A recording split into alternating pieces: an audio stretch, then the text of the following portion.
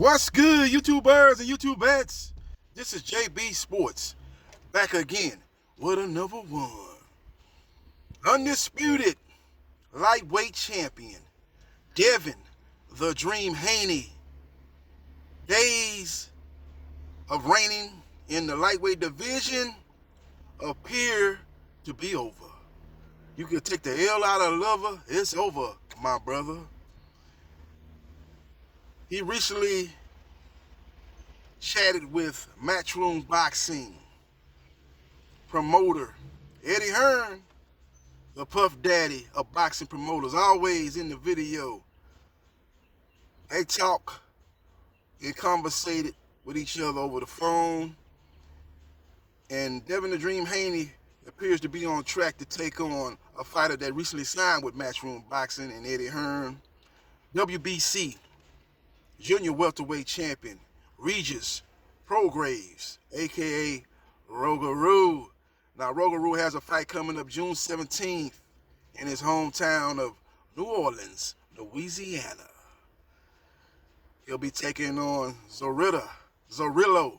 Benito Zorrillo, who was last seen in action losing a competitive decision to Arnold Barbosa Jr.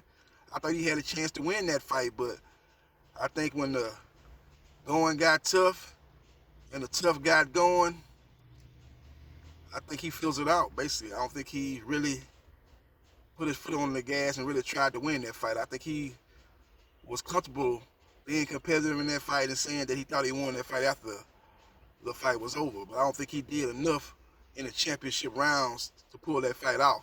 But that was a very, very close and a very, very competitive fight. But Benito Zorrillo will be opposite corner of WBC welterweight champion Regis Prograis. Prograis should beat him. Prograis is on another level than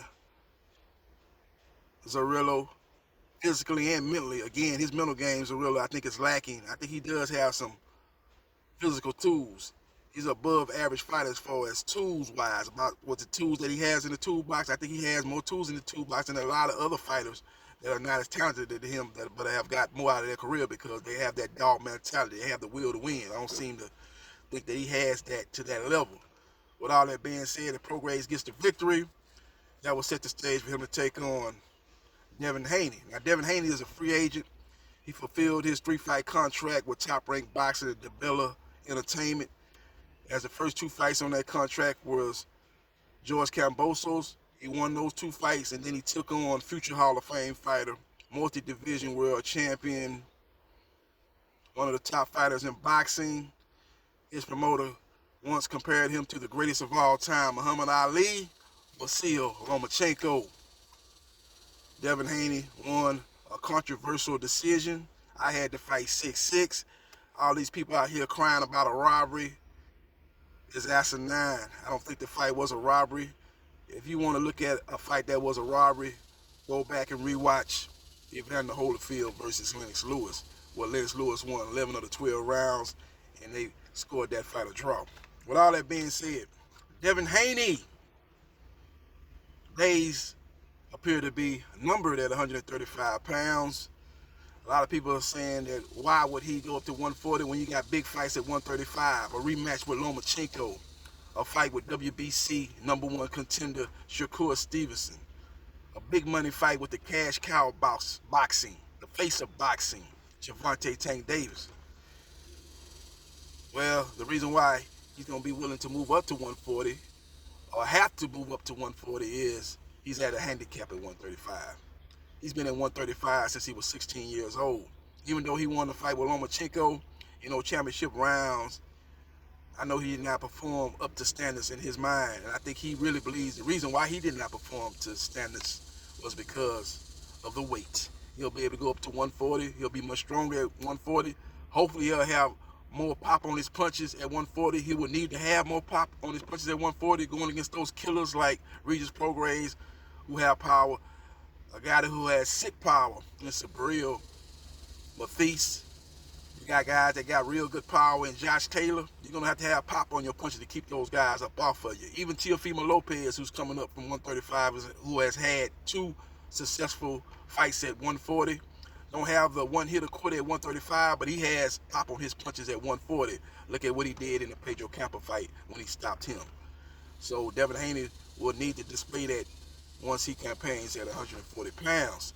So we will see what happens, and we will see what transpires. But if he fights Shukur, Shukur will be at his best at 135. Devin Haney will be handicapped at 135. If he fights Gervonta Tank Davis, who I feel is the only fight that he probably would be willing to go into a fight at his disadvantage because that's such a big money fight. But if he fights Tank Davis will be strong at 135. He will be at a disadvantage at 135. That's why Tank Davis and his team probably gonna have to at least offer him in the neighborhood of $6 to $8 million at the bare minimum to take on Gervonta Tank Davis. They're probably gonna ask for $10 million, him and his team, Devin Haney, at least $10 million. He'll be like, look, man, I need to be going up to 140, but I'll stay at 135 for this big money fight, but you got to make it worth my while. You got to give me $6 million guarantee with the potential to make $10 million on back end pay-per-view percentage. So we will see what happens. And we will see what transpires. Interesting developments in the 135 and 140 pounds divisions. Look for Tank Davis to take on Pitbull Cruz. Pitbull Cruz has a fight coming up July 29th on the undercard of Errol Spence Jr. versus Terrence Crawford. He'll be taking on Giovanni Cabrera. He should take care of business in that fight, and that will set the stage for him to take on Tank Davis in either October, November, more likely from what I'm hearing, December of 2023. So we will see what happens, and we will see what transpires, but Devin the Dream Haney, days are numbered at 135 pounds. Maybe he dips his toe in the waters of 140 pounds while still saying that he could possibly go back down to 135. Hopefully the sanctioning bodies won't threaten to strip him or actually go forth and strip him of those belts. They didn't do it to Canelo Alvarez when he went up to 175 to fight Dimitri Bivol. He still was able to go back down and defend those belts in the third Triple G fight. So if it's good for the goose, it's good for the gander. So we will see what happens, and we will see what transpires. Follow me on Facebook, Gerard Briscoe. Like, share, and subscribe to JB Sports. The man, the myth, the legend, and I holla.